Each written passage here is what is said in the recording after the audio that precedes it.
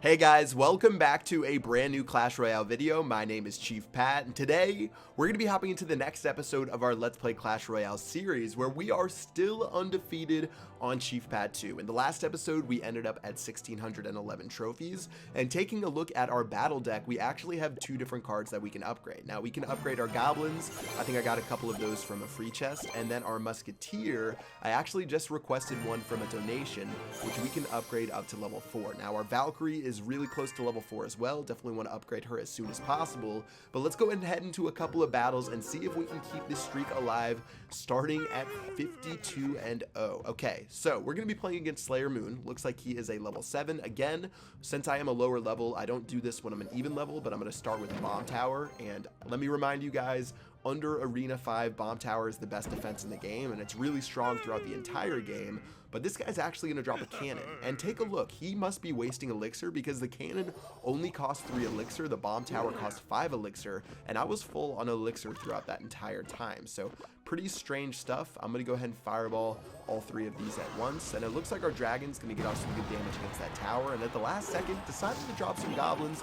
Probably not the smartest decision, seeing as the Tesla's just going to take them out, but still, bomb tower should be plenty enough to take down those barbarians.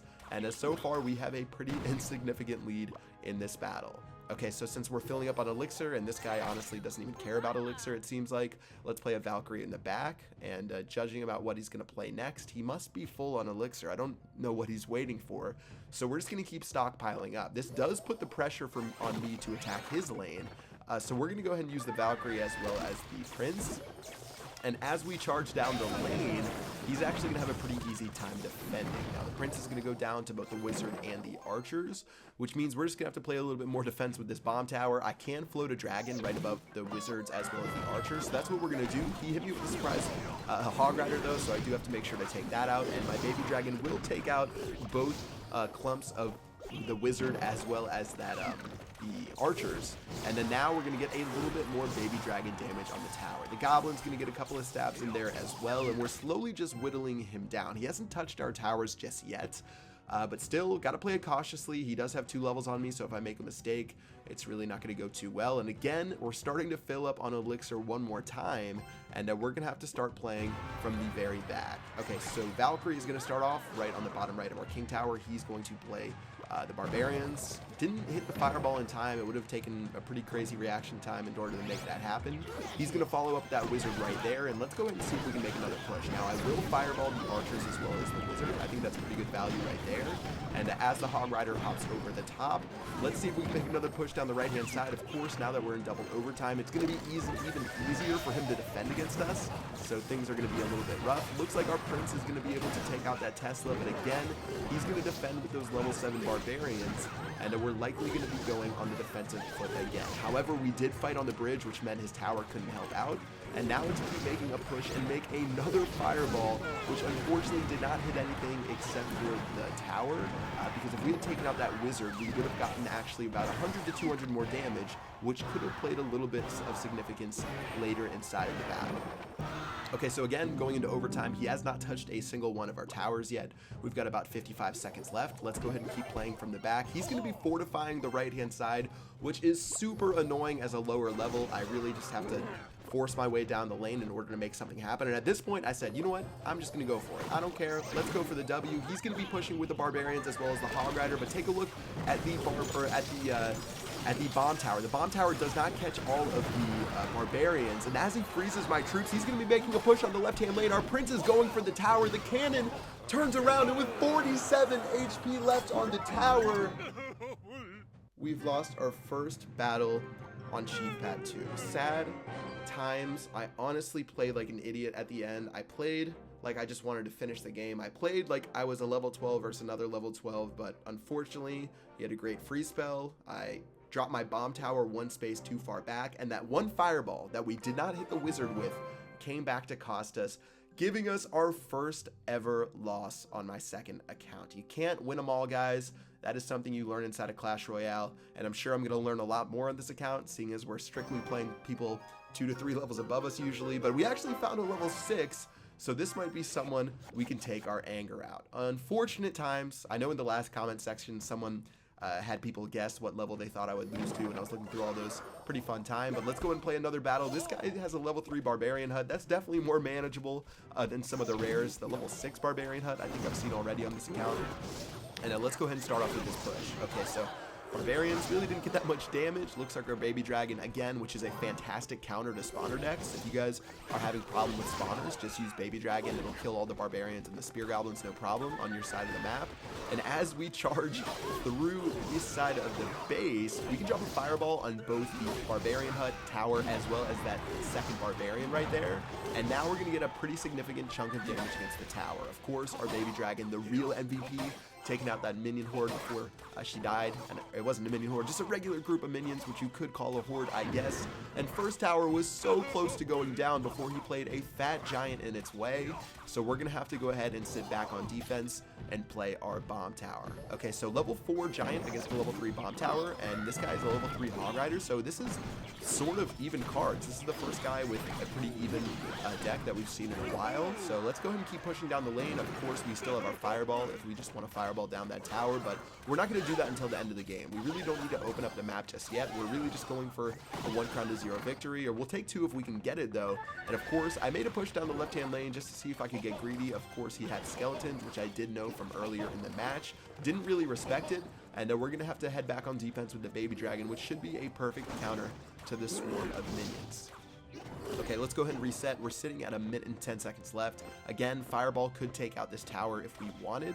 I was sort of debating it for a while, whether it would be good now or maybe a little bit later, but seeing as he just dropped that barbarian hut, if I get a good time to fireball both of those, then I think that's definitely good value. If you're just fireballing the tower by itself, probably not the best value, and he might be able to hit you with the counter push, but seeing as we can get both at the same time, let's go ahead and do that right now, and that's going to take the barbarian hut down by about 30 HP, or 30% HP, as well as now we have our knight who was guarding against the hog rider to help us out on the right-hand side. Okay, so far so good. 40 seconds left. Again, we are on a revenge tour after losing our very first battle of the day. And let's go ahead and make a big push down the left-hand side. He spent a lot of elixir trying to push. He spent 7 elixir on that barbarian hut a while back. Fireball is going to go ahead and hit a couple of those barbarians as well as the tower. Let's go ahead and keep pushing with another set of musketeers.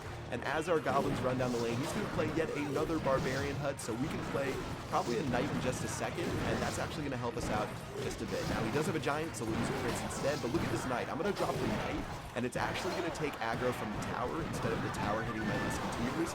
And with one more fireball shooting down the lane, we're going to be able to knock out that tower with a millisecond left, giving us a 2 crown to 0 victory and a little bit of revenge for our first loss on this account.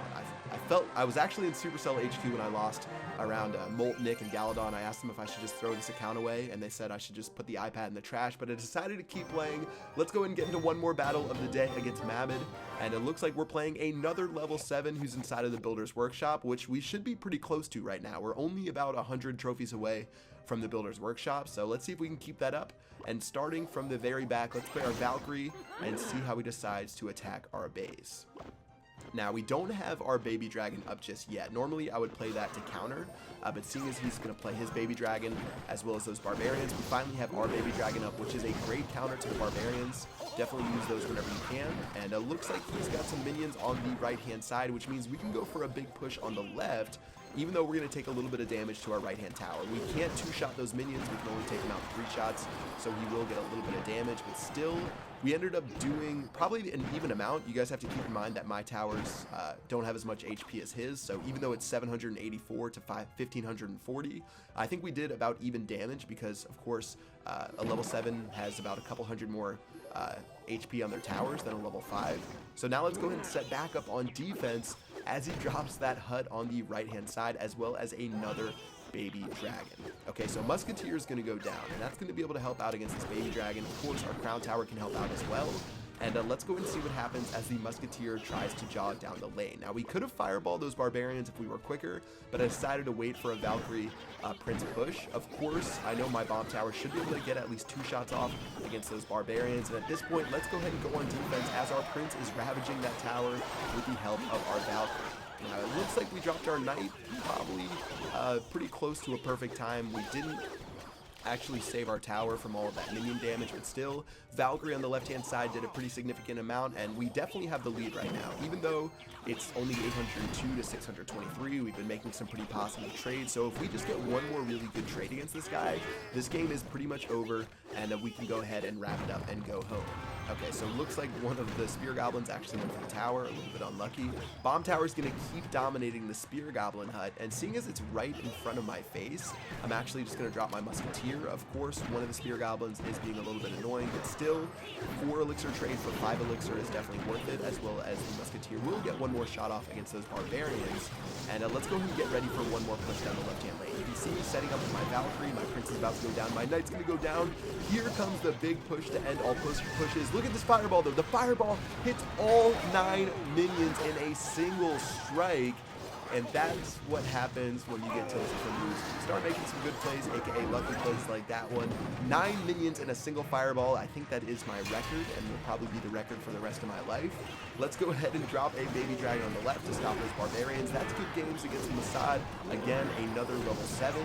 And yeah, we're one step closer to the Builder's Workshop. Even with a few level 5s probably to hit it. I don't know how many people have hit Builder's Workshop as level 5, but still, let's go ahead and keep climbing, see if we can make it there, and be one of the people to make it. Okay, so 35 trophies, an amazing amount, plus a golden chest. We're at 1,639 trophies for the day, as well as 6 out of 10 for our crown chest. You can see our very first loss to Slayer Moon, but as I go backwards, you can see some episodes from a previous Let's Play.